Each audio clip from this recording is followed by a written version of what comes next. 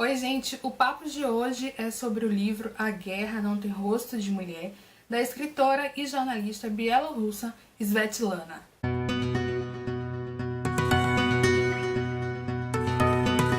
Esse foi o livro de abril do Leia Mulher em Salvador, e eu não ia ler o livro porque eu tinha acabado de ler Ensaio sobre a Cegueira, foi uma leitura pesada, eu não estava mais a fim de sofrer, e eu falei, não vou ler o livro. Só que, como eu realmente ia, para o encontro do Leia Mulheres, eu não queria ir sem ler nada. E eu acabei lendo a introdução desse livro, que é escrita pela Svetlana. E, gente, que introdução fantástica!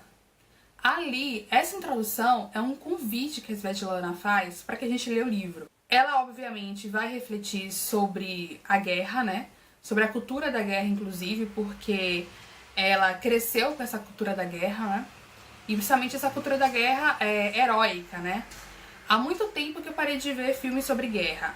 Na Maratona do Oscar de 2018, eu cortei todos os filmes de guerra, só deixei um The Post, porque eu estava cansada desses filmes de guerra, em que a gente vê ali que, nossa senhora, tanta gente morrendo em nome de uma ideologia, às vezes de uma só pessoa, de um só governo. Eu tava cansada dessa narrativa heróica em nome da nação, esse nacionalismo exagerado. Eu tava bem cansada.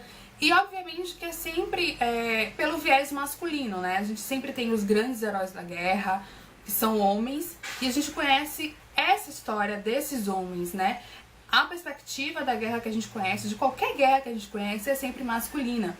Ela fala sobre isso nessa introdução do livro. Ela fala que mais de 1 milhão de mulheres soviéticas lutaram na Segunda Guerra Mundial. E onde estavam as histórias dessas mulheres? O que elas vivenciaram, as experiências, tudo que elas fizeram. E, gente, foram mulheres que lutaram nessa guerra, na Segunda Guerra Mundial, assim, ocupando cargos, desde os cargos chamados cargos femininos, como cozinheira, enfermeira, como cargos considerados masculinos, tanquista, várias mulheres foram pro fronte, mulheres atiradoras. Então, assim, elas viveram uma experiência intensa da guerra, de modos que jamais foi pensado para uma mulher viver. Porque, assim, o homem, ele é educado para a guerra, na verdade, mas a mulher não. Então, nessa introdução, a Svetlana vai fazendo esses questionamentos, Que foram questionamentos que a motivaram a escrever esse livro. Esse livro ele foi escrito em 1985, ganhou o Prêmio Nobel de Literatura em 2015, chegou no Brasil pela Companhia das Letras em 2016. Então é um livro que traz uma perspectiva nova, traz um novo olhar sobre a guerra, sobre a Segunda Guerra Mundial. O mais interessante ainda é que, assim, não é um olhar, são vários olhares. Porque a mulher não é um ser universal, não existe uma mulher, existem várias mulheres. Assim como seres humanos somos plurais, e as mulheres são plurais também.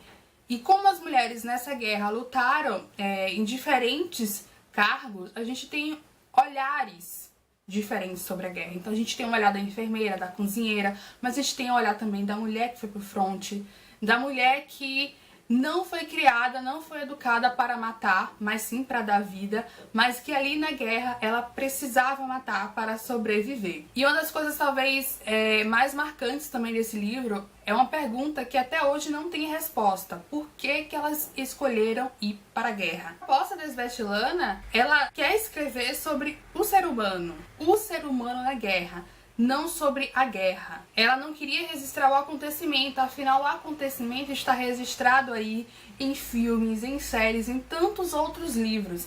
Ela queria registrar os sentimentos, ela queria registrar a alma.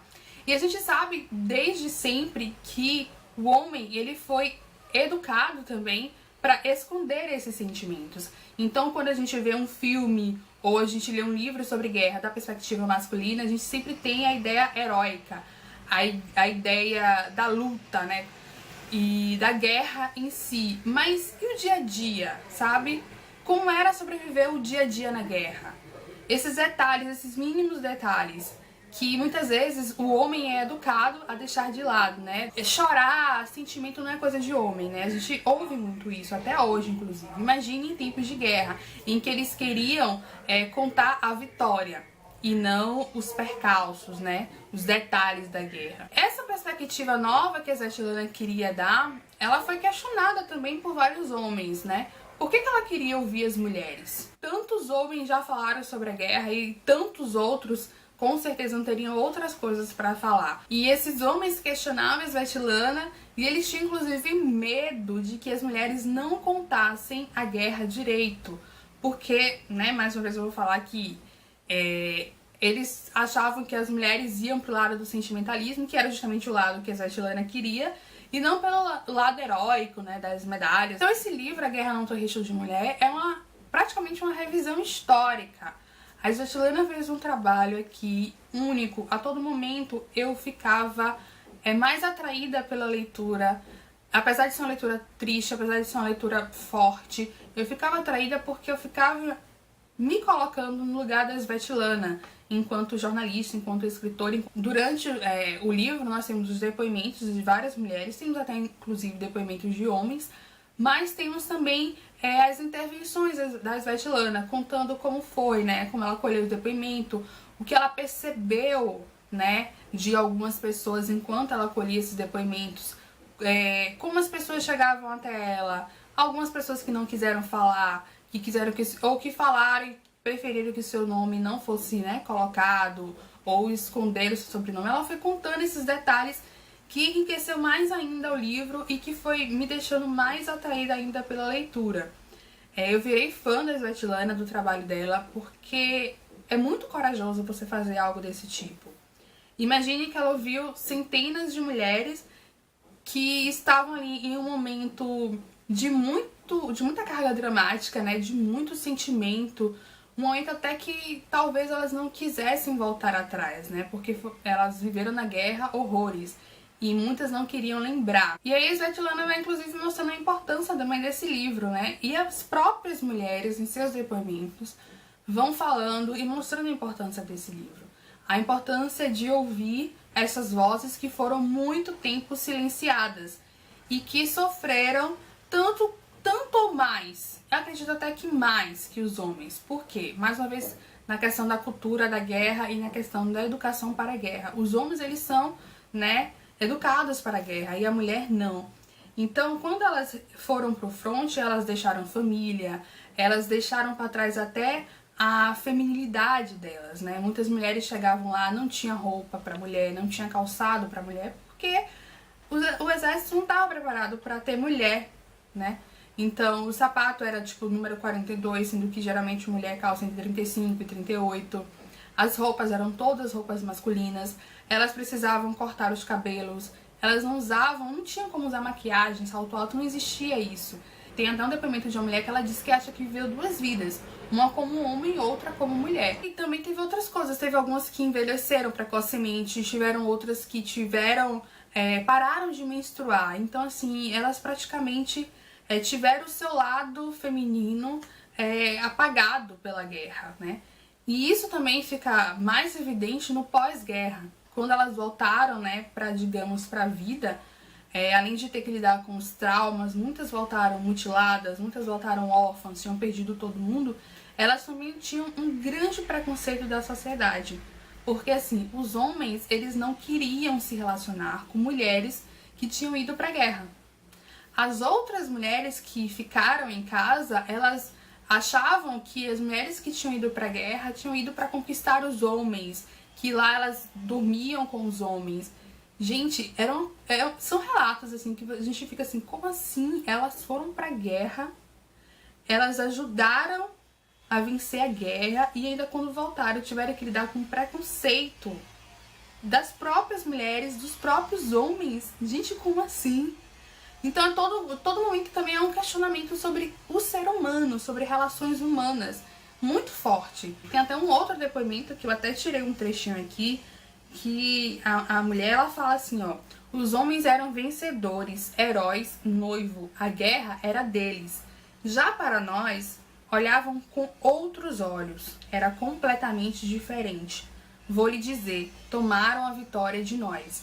Então, assim, para elas elas sofreram demais durante a guerra, e o pós-guerra também foi muito de sofrimento, né? Muito de sofrimento mesmo, porque assim, elas foram silenciadas, elas não foram ouvidas. Então muitas recebiam a Svetlana de braços abertos, sabe? Tipo assim, queriam falar, apesar de todo o sofrimento, porque você relembrar tudo que você passou durante a guerra, com certeza é algo muito forte, né? Mas algumas delas quiseram falar porque finalmente elas estavam sendo ouvidas.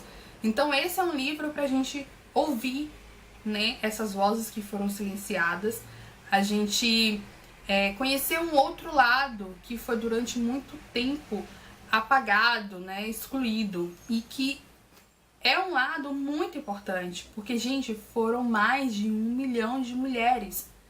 Talvez não, até elas comentam aqui no livro, sem a ajuda dessas mulheres, eles não teriam vencido a guerra. Esse é um livro também que traz relatos muito fortes. Também vão falar da violência sexual, que foi um ponto que foi também apagado da vitória, né? Da história da guerra vitoriosa.